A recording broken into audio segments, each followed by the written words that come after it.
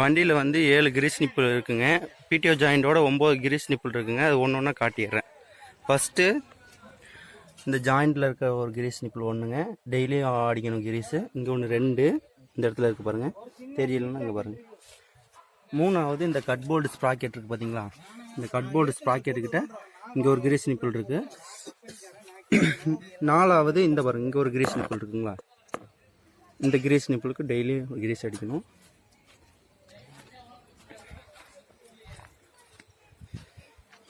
5வதாக இங்கே ஒரு Greece nibble இருக்குங்க, அதையும் கிரீஸ் டெய்லியும் காலையில் கம்பல்சரி அடிக்கணும்.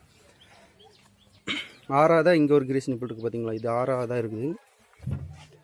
இது ஒன்று 7, இங்கே ஒன்று 8, இந்த ஒரு கிரீஸோட 9 கிரீஸ் நிப்பிள் இருக்குங்க. டெய்லியும் கம்பல்சரி மார்னிங் அடிச்சிடணும் வண்டி எடுக்கிறது முன்னாடி. இதை அடிச்சுட்டு இது செயின் லூப்ரிகேஷனுங்க. இந்த ஃப்ரண்ட் செயினுக்கு மட்டும் 50 கட்டுக்கு ஒரு டைம் கம்பல்சரி ஆயில் விட்டுறணும். இதுக்கு மார்னிங் ஒரு டைம்,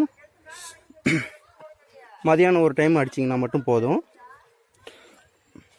நெக்ஸ்ட்டு இந்த மார்னிங் இந்த இடத்துல கீழே ஒரு கேம் ஒன்று இருக்குங்க, அந்த கேமில் மட்டும் மார்னிங் ஆனால் கொஞ்சோண்டு இவ்வளோ கிரீஸ் மட்டும் எடுத்து கீழே அப்ளை பண்ணி விட்டிங்கன்னா உங்களுக்கு கரெக்டாக இருக்குங்க. அந்த கேமுக்கு பேரிங் ஒரு 4 பேரிங் ஓடிட்டுருக்கும். அந்த 4 பேரிங்க்கும் டெய்லியும் கம்பல்சரி கிரீஸ் வச்சு விட்ருங்க. இதுக்கும் லூப்ரிகேஷன் பண்ணணும். அது இவ்வளோ தான் செயின் லூஸில் இருக்கணும். இதுக்கு மார்னிங் வந்து இதுக்கு கிரீஸும் ஆயில் மட்டும் விட்ருங்க. இது மட்டும்தான் கம்பல்சரி மார்னிங் லூப்ரிகேஷன் எடுக்கணும்.